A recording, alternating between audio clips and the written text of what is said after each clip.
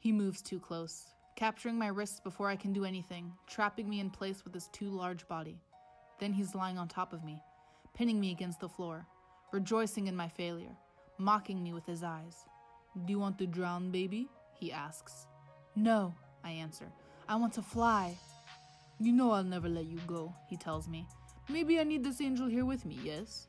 "I hate you!" I scream in his face again. I don't expect anything from him, but he flinches.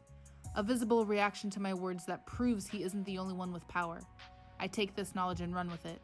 I keep screaming the words over and over. His hand comes down on my face, squeezing hard, forcing my lips together so I can't speak. The gun in his hand caresses my cheek and down the sensitive flesh of my throat, soft and deadly. "Do it," I murmur beneath his hand. He digs the gun into my flesh, holding my jaw in one place with the force of it. For a minute, it looks like he's actually debating it. But instead, he grabs me by the hair with his free hand and holds me in place while he kisses me. It isn't sweet. It isn't nice. It's pure rage and chemistry. He wants to hate me right now. I would let him. In fact, I want him to. But in the end, he decides against it. And then, the only sound in the room is his heavy breathing and my angry sobs. He saw my weakness. He saw my past. And now he thinks he knows me. Thinks he can just use me. Just like Dimitri did. Like everyone else has done. "Go to your room." He moves away from me. There is still anger on his face as he gathers up the photos, but he has no right to be.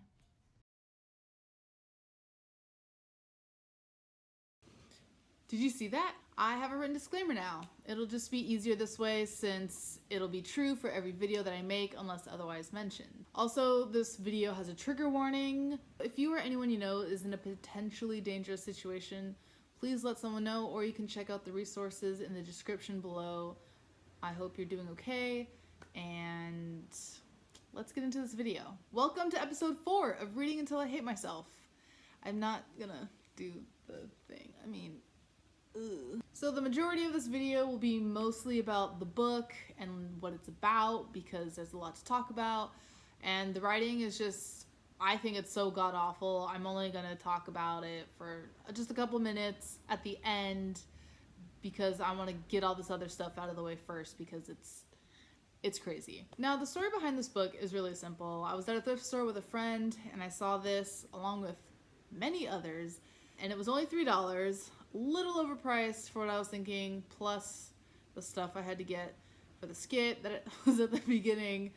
But I figured that this would be perfect for content, and it is, but it was also the worst thing I've ever read. I couldn't buy all of the books because I'm not rich, and I grabbed this one because of the back. And the first line is, "I have always been a bird." And so that just hooked. I was like, oh my, you've always been a bird? What? And I knew it was a metaphor, but it was still just utterly ridiculous. Because of that, I call this the bird book. I'll also call it by its title, but if I call it the bird book, I mean this one. So as my friend and I were driving home, I asked if she would read some so we could laugh at it together. I was done with the book before she'd even finished the prologue, but she kept reading to find out more because she was curious about how it would end or what was gonna happen next, and so I blame her for this video. I'd be thanking her if I made money off of this, but I'm not. So I blame her for the following video because she read more, so then I wanted to read more. I didn't read that much more, but still, I blame you. You know who you are. You know what you did. Suffice to say, I hated it. I still hate this book, and I will hate it for the rest of my life. I hope not. I hope I forget about it, but anytime I think about it, I will hate it. I swear, next time I am getting a kid-friendly book, still horribly written, but suitable for children, because good Lord. Why does everything have to be about sex? I don't get it. So the author of this book is Alicia Zavarelli. I hope I'm pronouncing that correctly. And I actually did some research about the author this time because I didn't want to say anything that was wrong about her or about the story. And so I actually did some research so that I could get my facts straight. I was also just so baffled by this whole thing that I needed to see reviews of what people thought of this book because, again, I don't understand it. I'm baffled. by this. Now, it says on the cover that she is a USA Today best-selling author, and I could not find proof of this anywhere. I even went to the USA Today's website and searched the author's name. I searched the book title, and I couldn't find an article or a blurb or anything about it. I gotta take this hood off. And when you Google it, the top results aren't even from USA Today. It's all like Facebook and Pinterest and whatever. So I couldn't find any proof of where this fact or statement came from. Is she lying? Is this a conspiracy? Can you just lie about being a USA Today best-selling author? Is that a thing that you can do? Is it a publicly traded name, so maybe you can use it however you want? I don't know. I just saw this and I was like, that can't be true. And I don't think it's true. So I don't know what happened here. I did find an old post on her Facebook page from August of 2016 when this book first came out, and it was like #1 in Kindle, under romance, under like teen, under sex or something. Like it was in this like really obscure subcategory that it was #1. And that's fine. It just kind of feels like being #1 on Wattpad for hashtag homemade salad for you and me. Like, it's really obscure that, yeah, you got #1, but did you really get #1, you know? About the Bird book. It is #3 in the Boston Underground series. And from what I can gather, there is an order in which the books were written, but you don't have to read them in order. They're each a standalone book, and characters cross-reference each other and meet each other in each other's books, and it's like a whole big giant fun party where everyone knows each other, and it's all great, I guess. I don't know. I'm not reading any more of this series. So I'm going to read the summary and give you a synopsis, and I want you to think about what you think the Goodreads rating of this book that has this picture on it is. Okay, I just wanted to point out really quick the misogyny of this whole genre of story. MC starts the story off in the prologue and then ends it in the epilogue, and even her blurb on the back of the book is first. So why is Alexi's picture on the cover? It's because it's trying to appeal to the audience of women, and it's like, oh, a hot guy, let's read that, versus, oh, this story is about a woman and what she struggles and goes through, so let's read it. So it just really showcases how and what the author is trying to portray with her story. It's not the struggle, it's not the situations that the main character goes through, it's about the hot guy on the cover of the book that will make you want to pick it up. But anyway, I'm getting too irritated and frustrated, so sorry, that was all I wanted to say. Just guess, okay? Get a number in your head. Okay, you have a number, and now I'll read you the stuff and see if the number changes, and then I'll tell you at the end what the rating is. So on the back of the book, we get a little summary, and I'll read that for you. Oh, also, the book is written from 2 points of view, from MC and Alexi, and so the back also has a summary from both of their POVs. So from MC first. I have always been a bird, caged by one prison or another when the only thing I ever wanted was to fly away. Sold, beaten, starved, drugged. Nothing scares me anymore. Until him. He makes the numbness go away. He is hazardous to me. It has nothing to do with his mafia lifestyle and everything to do with what he offers. A gilded prison. A retreat from everything that I once knew. The reality I have no desire to return to. He thinks he's caged me, but soon I'm going to fly. And Alexi, I live by a code. The Vori code. The mafia is spelled wrong. In this mafia world, there are traditions, expectations. She does not care for these things. She does not care about anything. She thinks she has fooled me with her haunted eyes. What she can't know is that I see her better than most. She wants to fly, but I'm going to clip her wings and make her my wife. So, yay! It sounds so good. I can't wait to open it up. Oh! So I wanted to include this clip from Dylan is in Trouble because I thought he explained why he thought After was really funny, and I think he's funny, so I'm including it. How can you take any of this seriously? These are serious themes and serious problems that I can't take seriously because the material just delivers it in such a comical way. Before we really get into it, I recorded some footage while I was reading only chapter 2 because I didn't think to record before. But I'm just going to include some highlights because my reactions I thought were pretty funny and I want to, and this is my video so I can do whatever I want. So here's that. You can skip ahead. It's not detrimental to understanding the story, but here we go. Hopefully I can do this before my grandma comes home and I'm talking about this because she doesn't need to know that. So, oh my gosh, I'm saying things. Okay, I don't want to read this. What's 18 minus 5? 13. Oh gosh. Okay. Was not ready for that. I don't need this. What? I'm sorry, future editor. I'm so sorry. And the thing... and the things Franco says are true. She is broken. Why does she sashay?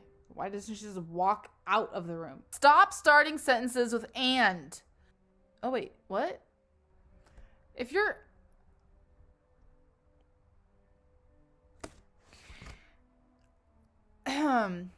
being black, I think I can say this. If I had slaves, if I were rich enough to own slaves, why would you just have them sit on the floor? I understand the concept of them being less than human, so they're pretty much like animals or dogs, but it's like, don't you want people to know you have money? Dress them up a bit, decorate them. They're your property. Don't just have them sit on the floor like a thrown out piece of trash. But still, even the room where they do stuff to her, she has a mattress on the floor. How is that comfortable for your friends? Maybe that's her space when she's alone, but then when you have friends over, move her to the nicer room so that everybody else is comfortable, more comfortable. I'm not condoning slavery, by the way. I'm just saying, if you have this money, do it right. Can I say that? Can I talk about this? Is that okay? Don't have slaves though. That's not, slaves are, that's, no, that's a, no slaves. No. Bad. Whoa. It's roiling. Is that a word? Did she mean rolling or boiling? Am I dumb? Is roiling a word? Oh, it is a word. Okay. I'm just stupid. I'm getting gross goosebumps. The type of blue eyes. Blue eyes! Blue eyes! Slavic Russian? Bro, I feel so dumb. Oh, I'm dumb. Okay. He isn't just looking, he's seeing. I had to switch cameras. I have to go in, get it out. An abominable noise. Abominable noise. What is this writing? Disaster of Hope realizes... Nope. My destroyer of hope... It appears as though they're trying to come to an agreement on something. You don't have to say on something. Come to an agreement. Obviously it's on something. You can't come to an agreement not on something. I mean, you could agree to not agree on something, but you can't make an agreement that isn't on something. You're agreeing. So what's the agreement about? It's about something. So you don't need the on something part. I don't know why it's bothering me as much as it is, but you come to an agreement. It's in the definition of the word agreement that it's on something. Right? Am I being dumb again? No anymore. It's a don't embarrass yourself. Diminutive.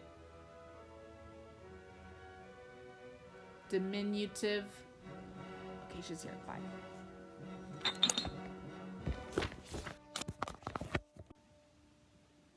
Even if they're considered property, you can still put money into it without it being too expensive to make them look nice. And if you do stuff to them, why you want to kiss cracked dry lips. Nobody wants that. Like, you have the money to fix it. Just give him some lip balm. Jeez, give him some water. Yay. Are they robots? He shakes my head back and forth. Yink. It's not funny.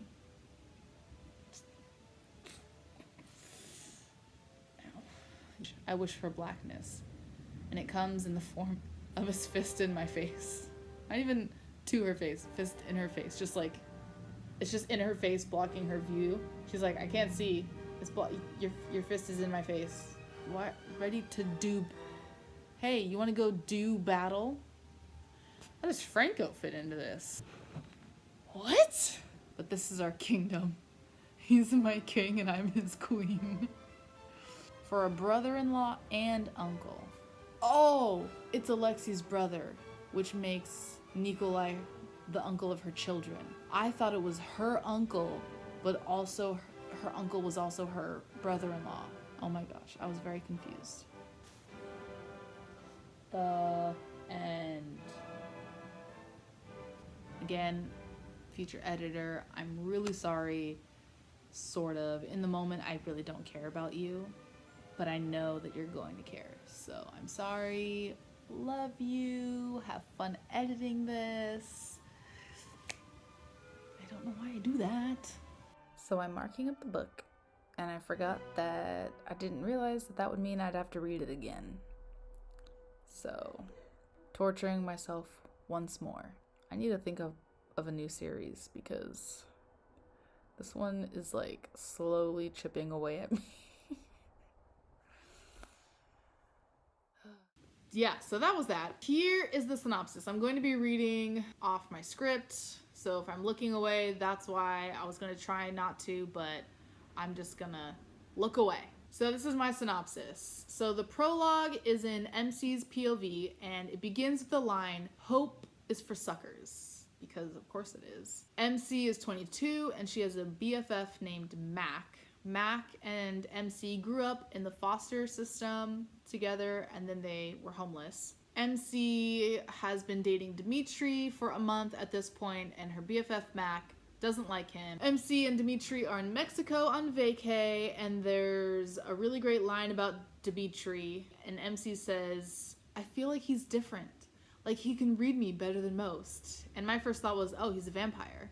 They go for a drive in Mexico, and MC gets worried about the landscape. And yes, there are cars because my window is not soundproof. So Dimitri says these weird things that are super red flags while they're in the car, and I just want to read it because it's hilarious. "You trust me, don't you?" Dimitri asks. I look up at him and give him a nervous smile. Half of me is screaming no, while the other half nods on autopilot. "Good," he says. "Because you know I'd never do anything to hurt you, Talia. I'd never put you in danger. You have nothing to worry about when you're with me." And then they pull to a stop, and there isn't time to protest or question him. When I turn back, there's a flash of movement in which the only thing I see is his fist, flying at my face, and then blackness. Only blackness. So, Dimitri's a bad guy. And this is where it gets pretty graphic. We'll talk about it later, but here we go. So, it opens with MC waking up, and she's being raped. And Dimitri says that the pain is her new best friend, and it's the only thing she'll know. There's this weird part. So this book is written in present tense. However, there's a part where I was really confused, and I wrote, "It's a mess," because it didn't dawn on me at the time. But it's in present tense, but this one part is in past tense. And so we're reading this whole thing as it's happening, but then she switches to like, oh, with hindsight, I wouldn't want to change what happened because I had to go to hell to find the person I am today. And it's like, wait, the person you are today is getting raped. Sorry, I messed up because this part was so confusing. What I meant to say was the person she is today is talking about the past of when all of this stuff was happening. So she goes from speaking like, oh, this is happening to me right now, to saying, oh, but I had to go through that to be the person I am today. And so her future self was talking about her past self, even though her past self is her present self. So that's a fun thing to think about.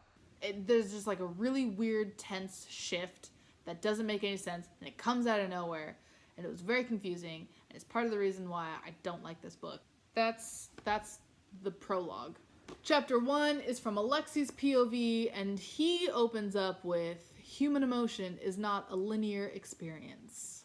Which I agree with, but it's just like, Hardin, is that you? And then we're introduced to his friend Franco, and they talk business. It's really boring. I don't remember what they talked about at all. They're playing chess, and we find out Alexi is smart, because why not? And Franco is not smart, and he sucks at playing chess. At the end of Alexi's chapter, we find out Mac somehow asked Alexi to help find MC, and we get this adorable little insight to Alexi's mind. I glance at the photograph of the girl on my desk, the one her friend Matt gave me in the hopes that I could find her, that I could save her. It is the photo I have studied night and day for the last 3 weeks. I know everything about her. I have read all her files, uncovered all of her history up until the point she was sold. And the things Franco says are true. She is broken. She is damaged. I know this better than anyone. I pour myself another cognac and raise my glass in agreement. And this is why she will be perfect. I love him so much. I want a boyfriend like this. He's my dream man. Chapter 2. The chapter begins with the sentence, death, cool. I read in a review that MC has now been held captive for a year at this point. She is collecting pills in order to OD because she wants to kill herself. And then we get the start of the use of the F word. I just said the a lot. It adds some intensity, but it kind of came out of nowhere, and it's really heavily laid on, like 5 times a page, and it's like, okay, like we get it. The F word, things are happening, like you can use it sparingly. Sprinkle it on a little F word, that's fine.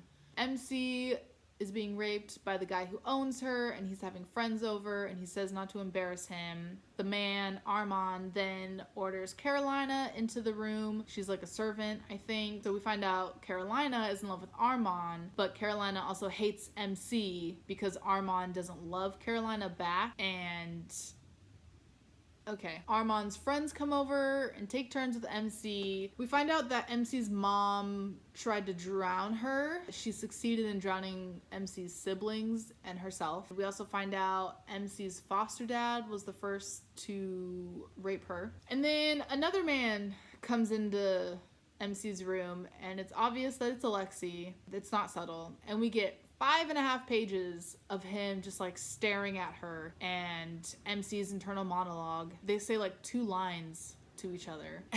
MC is like, he's different from all the others. He's tall, smells good, and has big hands. Okay. So Alexi forces her to swallow what I'm assuming are painkillers. And then he steals her stash of pills that she was going to use, and then he leaves. All the slaves are in a room together or something, and we learn through really subtle exposition that Alexi is part of the Russian mob, and the chapter ends with MC getting punched in the face again. And in the epilogue, it's in MC's point of view again. Her and Alexi are married, and they have a child named Franco, named after Alexi's friend, I guess. We find out Alexi was betrayed by this girl Katya, whom Alexi was supposed to marry, but Alexi rescued MC so that he could marry MC instead of Katya. So stand-up guy he is, so selfless. Then Alexi and MC are alone again, and Alexi does this command thing where he's like, wear black tonight, and I'm like, ooh, I love this in a man. I love it. It's great. And it ends with MC saying this. So I guess in the end, maybe there's a little hope left for all of us. Even me. Yay! And that's this. At least the beginning and the end. There's still 250 pages of unknown bullshit that I will never read. in here. So what was your star rating guess? If you didn't have one, now here's your chance to think up of one. Okay, are you ready? It has a 3.2 star rating on Goodreads. No, I'm just kidding. It has a 4-star rating. No, I'm just playing again. It has a 4.36 star rating, and that is the truth. Here's the proof. I'm gonna assume that I'm gonna put it over here. What? Maybe I just didn't understand it. Alexi is a total dream guy. Please, yes, slap me after just rescuing me from an abusive situation, and then forcibly marry me, and then impregnate me, and then lock me up for 2 months when I'm 6 months pregnant. Like, be still my beating heart. Yes, that actually happened according to a review I read, because I couldn't be bothered to read more than 30 pages of this flaming pile of garbage. And it's not like her 5 friends gave her these high ratings and that's why it has a 4.36 star rating. No, it has 9,610 ratings. So almost 10,000 people were like, yeah, this is good enough that I'm gonna go rate it. And over 50% of them gave it 5 stars. Did we not read the same thing? Now, do you want to know how many people gave it a 1-star rating? 0%. The number of 1-star ratings was so low that it measures as 0%. It's just so baffling to me. I wonder how many times I'm gonna say baffling in this video. And you know, sometimes reading positive reviews of something I think negatively about can change my mind, or vice versa, but not in this case. Nothing anybody ever says about this thing will ever change my mind about how much I hate it. Okay, it's not even future editor, it's just future me. So I found, it's called A. Zavarelli's Femme Fatales, and it was like a private group on Facebook, and you had to request to join. And in order to do that, you had to say what your favorite book by her was, and I said The Bird Book, and I got accepted. This was 5 days ago. I don't go on Facebook that often, so I didn't know about this until right now, after I already finished completing and editing the video. I don't know what I expected. I was hoping to find some insight into this book, but all I'm seeing is positive reviews, which makes sense since this is like a fan page for the author. But literally everyone's like, oh my gosh, I love this book, and Alexi's my favorite, and he's the best boyfriend ever. And literally this one person is like, Alexi is so sweet and loving and fiercely protective, it melts my heart. But if any of you are a fan, and for some reason you're watching this video, please try and help me understand why you like this book. Like, why is Alexi so sweet? What about sexually assaulting MC is sweet? How is that loving? How is that fiercely protective? Yeah, you can be protective fiercely when you lock someone in a room against their will. I don't know. I don't know what I was expecting. Oh my gosh. And like, there's an audiobook for it. It sounds okay. It's not the best sounding thing I've ever heard, but you know, what are you gonna do? So apparently the audiobook made the finals in the Sultry Listeners Award. I don't even know what that is. Yeah, I don't know. I seriously am not comprehending what's so great about this book. I don't understand. And because of that, I want to understand, because I'm so confused about how people think that this is one of the best books they've ever read, and that Alexi is a dream guy and he's like the boyfriend that they all want. One person is like staring at pictures of hot guys while reading the book and like, oh, Alexi is staring at me. Here are some of the positive reviews. You are welcome to pause and read them if you'd like. I just wanted to include proof that there are positive things people are saying. It's great. I will say there was one person who said that they thought Alexi had more issues than MC. Alexi, who was rejected by his father. I was rejected by my father before I was even born. He was like, nah, I'm good. You know, I'm out. And yeah, that was it. Alexi has some daddy issues. And those are way, way more complicated than, let's say, MC's issues of being abused, being betrayed, being raped, sexually assaulted, being held prisoner against her will, being impregnated, having someone say that they will never love them.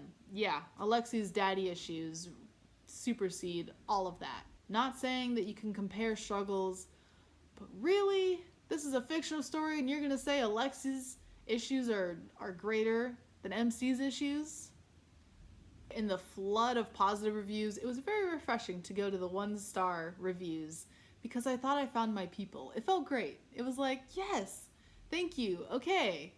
I'm not crazy. Other people do think that this is really weird. And I especially wanted to see if anyone said anything about the raping and the sexual assault because I've never been through anything like that, and that was one of the things I was hesitant about mentioning. But it does seem that people are in agreement that it's a little inappropriate and a little tone deaf because, like I said, I did my research and I couldn't find anything about this book stating how the author did her research or if she consulted anybody or if she was speaking from past experiences. Nothing of the sort. It seemed like she was just like, hey, I want to write this, and she did. I found a really good website that I will link in the description below because it's a really great read about whether or not you should include rape in your story, like at all. So the website goes through a list of questions that you should ask yourself whether or not you should include a rape scene or any at all in your story. I'm going to read some of those questions, just go through them real quick, and you can read her essay more in depth if you'd like.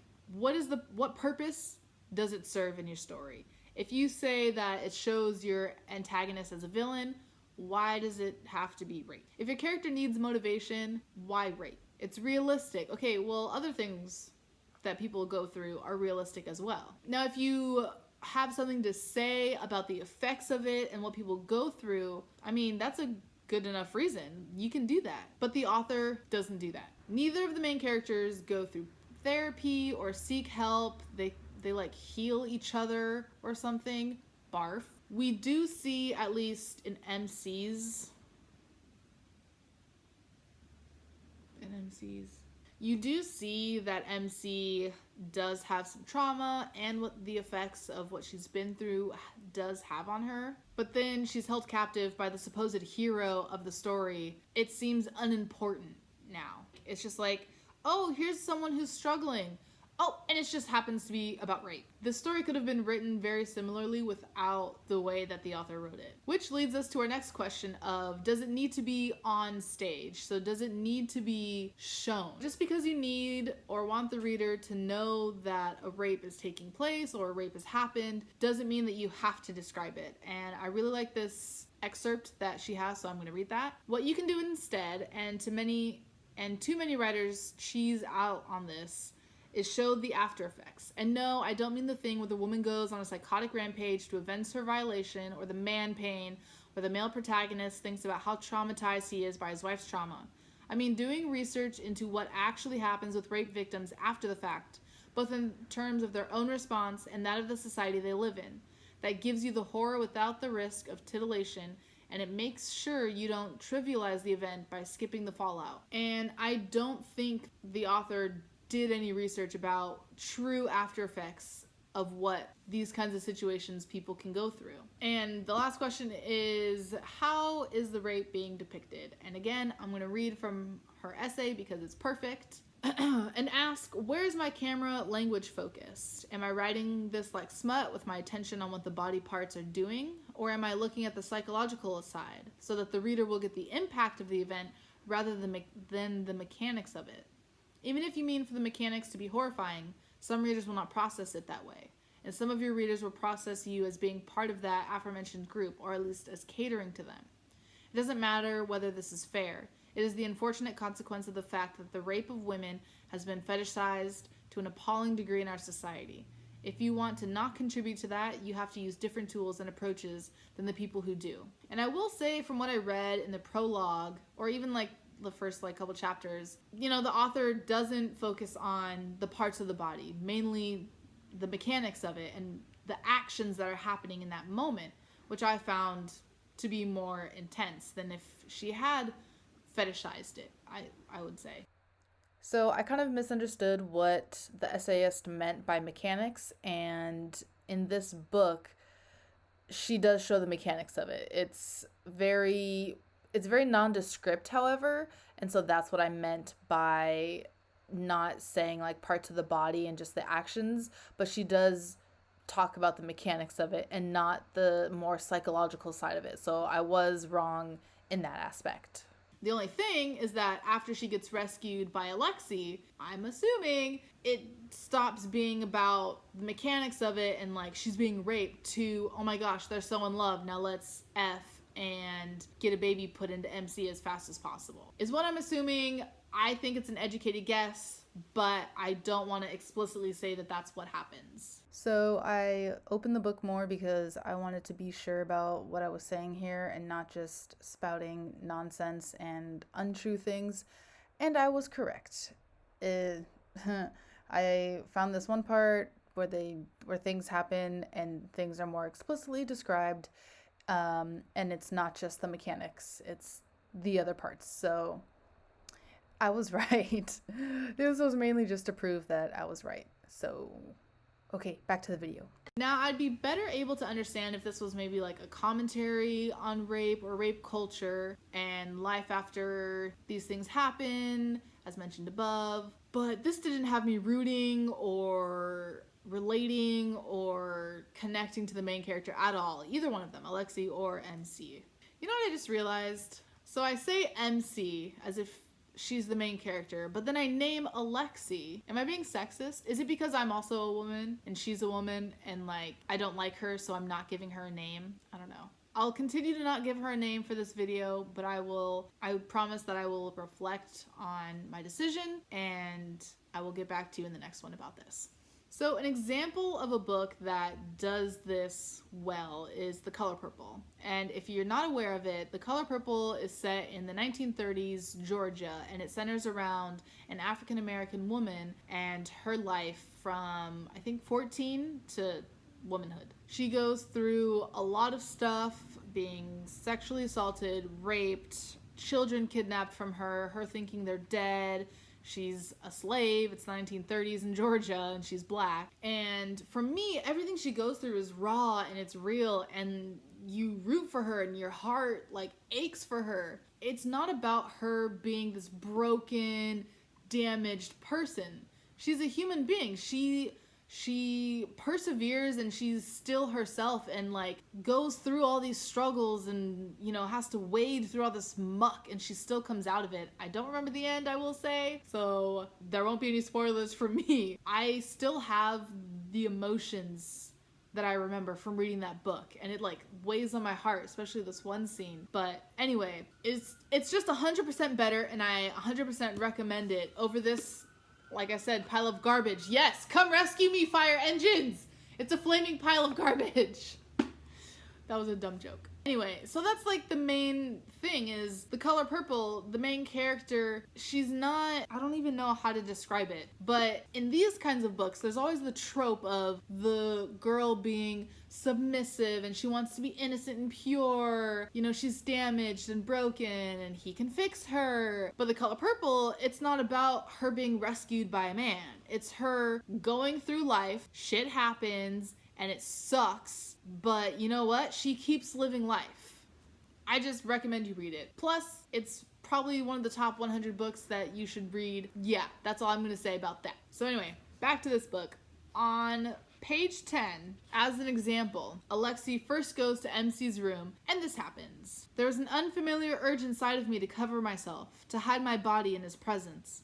A presence that can't be ignored. Yeah, there's just something about this hunk of a man that makes MC want to be modest and innocent. He's just so commanding and domineering that she practically just like wants to be his pet. And that's what it feels like. All these women characters are just pets or puppets for the males to do whatever they want to. And it's just like, who wants to read this and relate to that? Like, I understand if it's a kink or something like that, but relating to anyway, one day I'll find the words to better be able to describe and explain why everything like this bothers me and I hate it.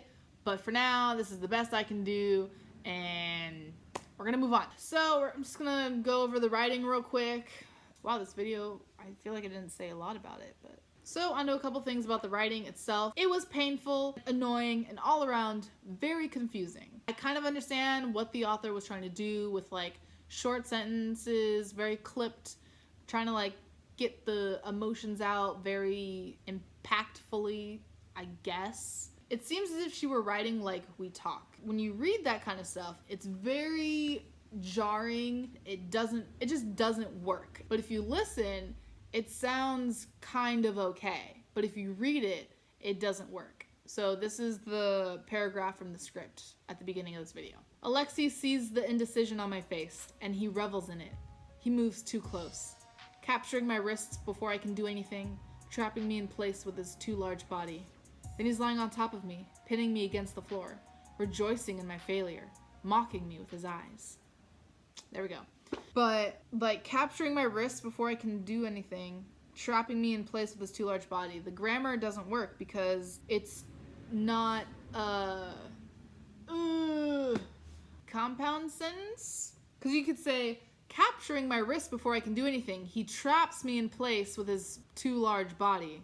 I wouldn't say too large, but so you get the gist. It's just incorrect. It needs to be re-edited. I wonder how many edits this thing didn't go through, because I'm not an editor. I'm not gonna say that I am, but like there are so many things that just need to be fixed, and it could be made better. Like, this could be a better book, but it is what it is. The last thing about this is how many sentences this woman starts with and, which you can do. You can start sentences with and. That's fine. But I read exactly 27 pages.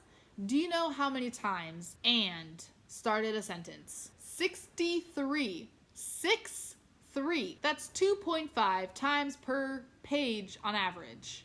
And that's 2.5 times too many. There was only one, there might have been two, but only one that I remember where I was like, okay, you can keep this one. All the other ones got to go. One instance in 11 lines, it's used 6 times. That's almost once every 2 lines. That's too many. It was very confusing, very jarring. I didn't like it. But long story short, I think this is one of the worst things I've ever read. The writing itself isn't the worst thing I've ever read, but the contents of this book is one of the worst things I've ever read. It's just, like, the plot is the worst. It seems tone deaf, and it seems inappropriate. And not the sense of, oh, there's sex, it's inappropriate. No, but just how it's written and how the situation and how the whole like rape thing is handled in this story. I think it's inappropriate, and I think this book should have had a trigger warning, which it doesn't, because I've never experienced anything like that. I don't have those kinds of triggers, but I could definitely see someone who does picking this up unknowingly. Like, reading the back, it seems like, oh, she was sold, beaten, and starved. Like, okay, it doesn't seem that bad. But then you get into it and it's like sexual assault, rape, physical abuse, mental abuse, thinking of suicide, like all these triggers, and not one warning that that's what this is. And so I thought that was a little rude, honestly. But anyway, that's that. And now a word from... Hi, Alexi here. Thank you for watching this video, and I hope you come back for more. You better come back for more. You better do it, or I'm gonna threaten you and then kiss you and then put a baby in you and marry you and tell you I don't love you and then love you. So if you don't do it, that's what's gonna happen. You better come back, or I'm gonna wife you up. So you better come back and watch my next video, because it's gonna be good-ish, at least tolerable. Better come back. I'm warning you. Put a baby in you. So anyway, that's that. Thank you for watching.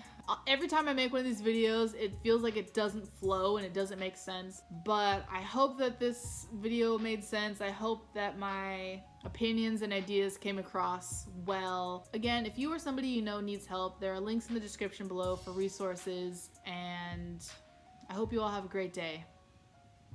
Bye. My tattoo says BB, bad boy. I'm a bad boy. Mwah, mwah, mwah, mwah, mwah. it.